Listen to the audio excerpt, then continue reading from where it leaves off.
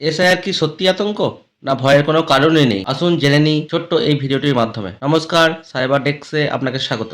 ভিডিওটি ভালো লাগলে অবশ্যই লাইক, কমেন্ট এবং সাবস্ক্রাইব করে দেবেন। গতকালের ঘোষণা অনুযায়ী পশ্চিমবঙ্গ সহ আরও 12টি রাজ্যে এসআইআর শুরু হচ্ছে আজ থেকেই। এসআইআর অর্থাৎ স্পেশাল ইন্টেনসিভ রিভিশন এর পরবর্তী ধাপগুলো আজ এই ভিডিওতে আলোচনা করব। একজন সাধারণ মানুষের কি কি কাজ, তাদের কি করতে হবে, কি কি ডকুমেন্টস তাদের সঙ্গে রাখতে হবে, বিএলওদের সাথে তাদের কি কি কথোপকথন হতে পারে, আসুন জেনে নিই। 28শে অক্টোবর অর্থাৎ আজ থেকে বিএলওদের ট্রেনিং শুরু হলো এবং কিছু প্রিন্টিং কপি তাদের কাছে দেওয়া হবে কাজের ভিত্তি অনুসারে।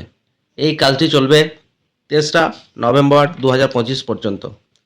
4ঠা নভেম্বর থেকে 4ঠা ডিসেম্বর পর্যন্ত বাড়ি বাড়ি গিয়ে সমীক্ষার কাজ করবেন বিএলওরা।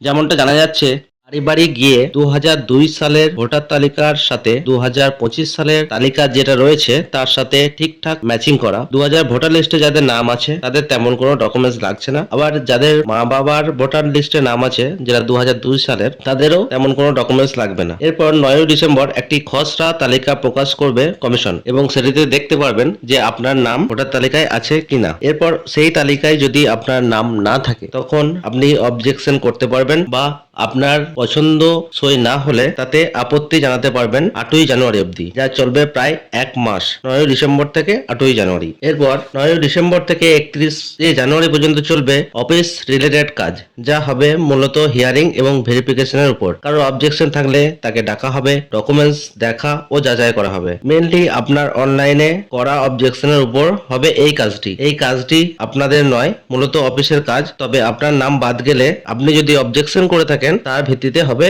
এই কাজ। 7ই ফেব্রুয়ারি চূড়ান্ত তালিকা প্রকাশ করা হবে, তাতেই থাকবে আপনার নাম।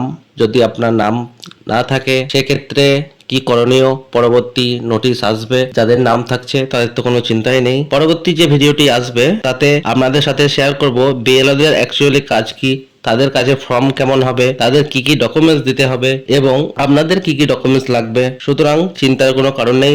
ভালো থাকবেন, সুস্থ থাকবেন। দেখা হচ্ছে পরবর্তী ভিডিওতে।